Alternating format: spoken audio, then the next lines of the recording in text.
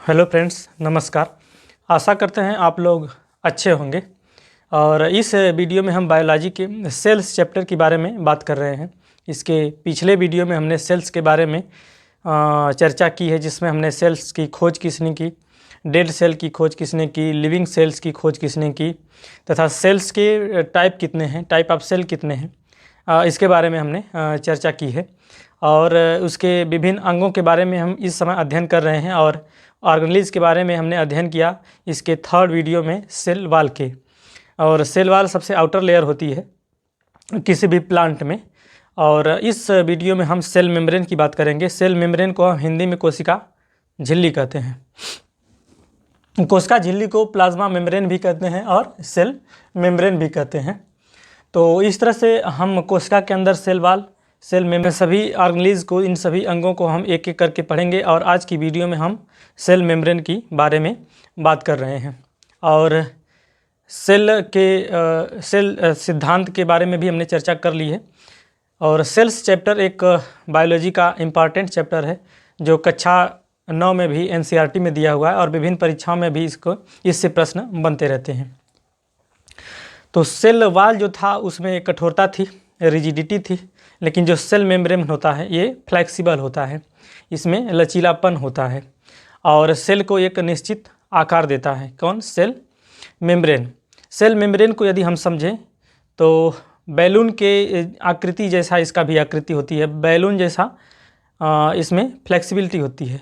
लेकिन बैलून में जब हम पानी डालते हैं, गुब्बारे में हम जब पानी डालते हैं तो सेल मेम्ब्रेन जैसी आकृति बना ले जाता है और सेल मेम्ब्रेन के ही तरह देखता है।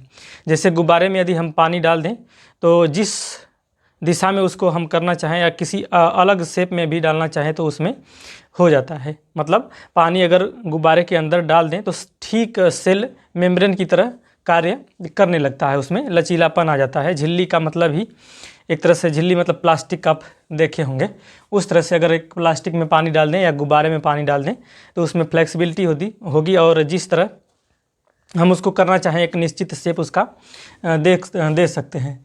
तो जो सेल मेम्ब्रेन होता है या प्लाज्मा मेम्ब्रेन, इसको कोशिका झिल्ली कहते हैं।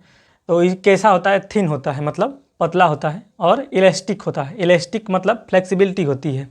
इसमें फ्लेक्सिबिलिटी मतलब लचीलापन होता है, इसमें कठोरता नहीं होती है, लचीलापन होता है।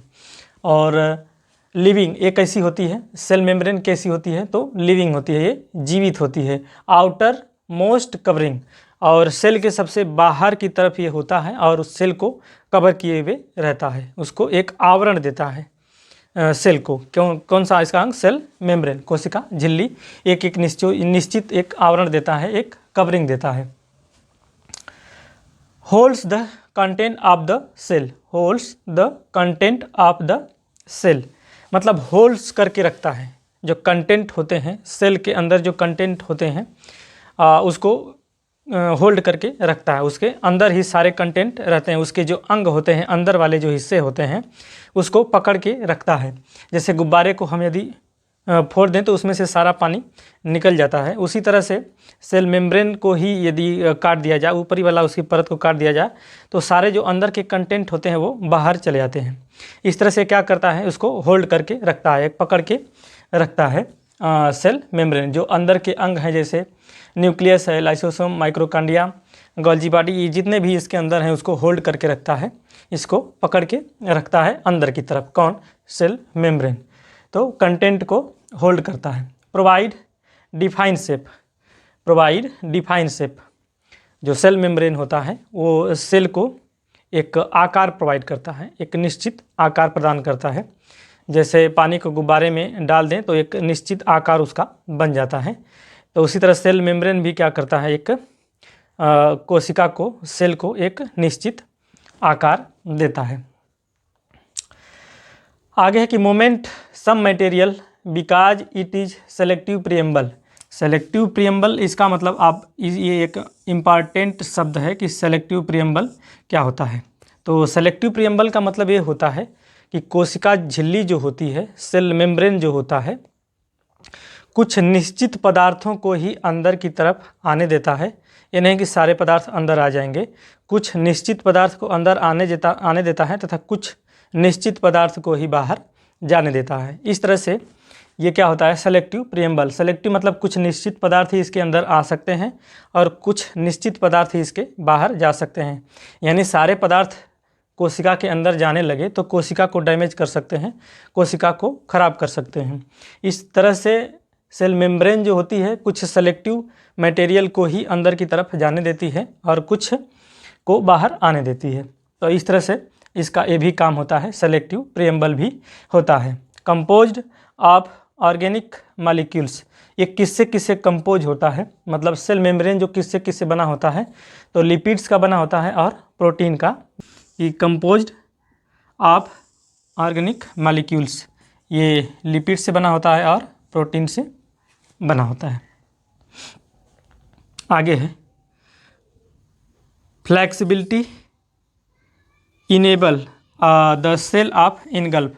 ये जो फ्लेक्सिबल होता है इसका एक लाभ ये होता है कि किसी भी पदार्थ को या भोजन को इनगल्फ करने का काम करता है, मतलब भोजन को अंदर की तरफ ले जाने का काम करता है। जैसे हम कोशिका की बात करें तो कैसे इनगल्फ करता है भोजन। मान लीजिए ये कोशिका है और इसके सामने कोई खाने वाला पदार्थ है, तो इस पदार्थ को ये क्या करेगा, दूसरी स्थिति में ये धीरे धीरे इसके चारों तरफ एक आवरण बनाने लगता है।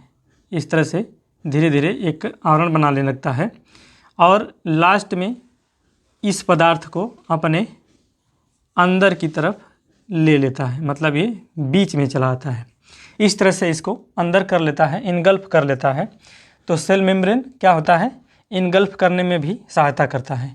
इनगल्फ मतलब अंदर की तरफ इसको लेने में सहायता करता है, क्योंकि सेल मेम्ब्रेन कैसा होता है, फ्लेक्सिबल होता है, लचीलापन होता है सेल मेम्ब्रेन में। तो इस तरह से इसको इनगल्फ करने में भी सहायता करता है।